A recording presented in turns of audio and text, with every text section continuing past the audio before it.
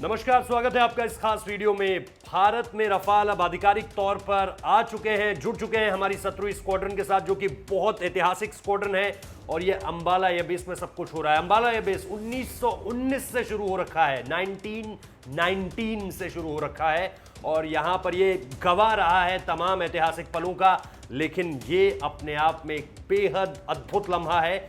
4.5 generation, यानी न पाकिस्तान के पास ऐसा कुछ, न चीन के पास। हालांकि चीन दावा करता है कि उनके जो J-20 स्टील्थ फाइटर्स हैं वो 5th जनरेशन के हैं, लेकिन हमारी सेना ने उनकी पोल जो है वो खोल दी थी और इस बारे में पूरी की पूरी जानकारी दी थी कि किस तरह से चीन जो है J-20 की कैपेबिलिटीज को लेकर झूठ बोल रहा है। खास तौर पे ये सबसे बड़ा झूठ है कि वो 5th जनरेशन प्लेन है। इसके साथ साथ जो एक अहम बात सामने निकल कर आती है कि 4.5 जनरेशन का होने के बाद भी रफाल में इतनी सारी खूबियां हैं कि वो एक ही वक्त में दोनों तरफ, यानी अगर वो अंबाला में तैनाती है रफाल विमान की, तो सिर्फ 6 मिनट लगेंगे एलओसी पहुंचने में, 6 मिनट लगेंगे एलएसी पहुंचने में, अगर वो फुल स्पीड से जाएगा। रफाल की मैक्सिमम स्पीड है 2100 किलोमीटर प्रति घंटा। और तकरीबन अगर आप एयर डिस्टेंस देखें, जो प्लेन्स जिस लिहाज से उड़ते हैं उसे कहते हैं क्रो फ्लाइंग डिस्टेंस, मतलब जिस तरह से एक चिड़िया उड़ती है उस तरह से जो है वो फ्लाइट डिस्टेंस देखा जाता है। तो तकरीबन 240 किलोमीटर का एयर डिस्टेंस निकल कर आता है। इसे अगर आप गणित के हिसाब से नापेंगे, 2100 या 2000 की रफ्तार से अगर रफाल उड़ेगा तो 6 मिनट, महज 6 मिनट के अंदर एलएसी भी पहुंच सकता है, एलओसी भी पहुंच सकता है। तो अंबाला अपने आप में बहुत स्ट्रैटेजिक एयरबेस है जहां इनकी तैनाती हो रखी है। और फिर जो अभी और ज्यादा रफाल आने हैं, अभी इसी साल 5 और रफाल आने हैं, अक्टूबर नवंबर में अगले 5 रफाल और आएंगे।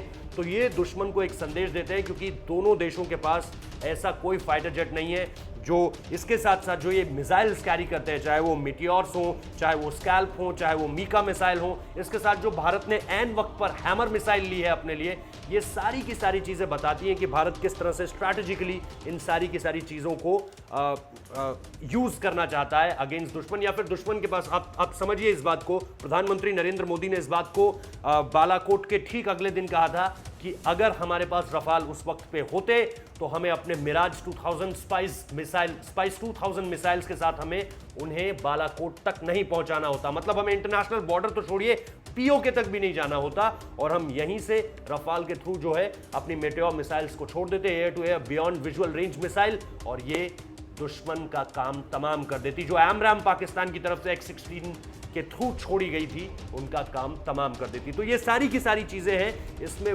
बहुत बहुत बहुत ताकत है। और अगर इसकी ताकत का पूरा विश्लेषण किया जाए तो घंटों बीत सकते हैं। लेकिन जो अहम पॉइंट्स हैं कि ये मिटियोर, स्काल्प, मीका और इसके साथ साथ हैमर मिसाइल कैरी कर सकता है और न्यूक्लियर डिवीजन को भी अपने साथ ले जा सकता है। खैर, उसको ले जाने के लिए भारत के पास Su-30 MKIs भी हैं और उसके लिए आपके पास मिराज 2000s भी हैं। लेकिन जो सबसे बड़ी खासियत है इन विमानों की वो यही कि ये इन तमाम मिसाइल्स को अपने साथ ले जाकर दुश्मन के छक्के छुड़ा सकते हैं। इसके साथ साथ मिड एयर रिफ्यूलिंग जो अपने आप में बहुत खास है इस विमान के साथ, वो इसकी ताकत को, इसकी क्षमता को और ज्यादा बढ़ा सकती है। मतलब आपको तेल भराने के लिए कहीं किसी और एयरबेस पे नीचे नहीं उतरना है ईंधन के लिए। आपके पास IL-76 है। IL-76 आपके फ्यूल टैंकर हैं जो कि एयर फ्यूल टैंकर्स हैं, और ये IL-76 रफाल में एयर टू एयर ही मिड एयर रिफ्यूलिंग कर सकते हैं। जो आपने देखा होगा जब रफाल भारत आ रहे थे तो कैसे एक फ्रेंच एयर फ्यूल टैंकर इनके साथ साथ उड़ रहा था, जिसमें 4 या 5 बार मिड एयर रिफ्यूलिंग की प्रक्रिया पूरी की गई, फ्रांस से उड़कर और यूएई तक। तो ये सारी की सारी चीजें अपने आप में इस रफाल विमान की खासियत है। और दुश्मन फिलहाल एक तरह से डरा हुआ है, और अब भारत की क्षमता जो है लगातार बढ़ती चली जाएगी, क्योंकि 5 और रफाल आने हैं। 2022 के एंड तक 36 विमान आपके पास होंगे, यानी एक तरह से 2 स्क्वाड्रन्स, 18 फाइटर जेट्स के साथ एक स्क्वाड्रन बनती है, याद रखिए। तो अगर आपके पास 36 होंगी तो आप 2 स्क्वाड्रन तक पहुंच पाएंगे। और उसके बाद भी फिर रफाल को लेकर, तेजस को लेकर, इन सारी चीज़ों को लेकर बहुत सारी बैठकें हैं। तेजस तो खैर इंडिया मेड ही है, लेकिन ये सारी की सारी चीज़ें जो है खासतौर पर रफाल से जोड़कर अगर आप इसे देखें तो ये भारत के लिए स्ट्रैटेजिकली, सामरिक तौर पर बेहद महत्वपूर्ण होने जा रहा है। बहुत बहुत शुक्रिया इस वीडियो को देखने के लिए।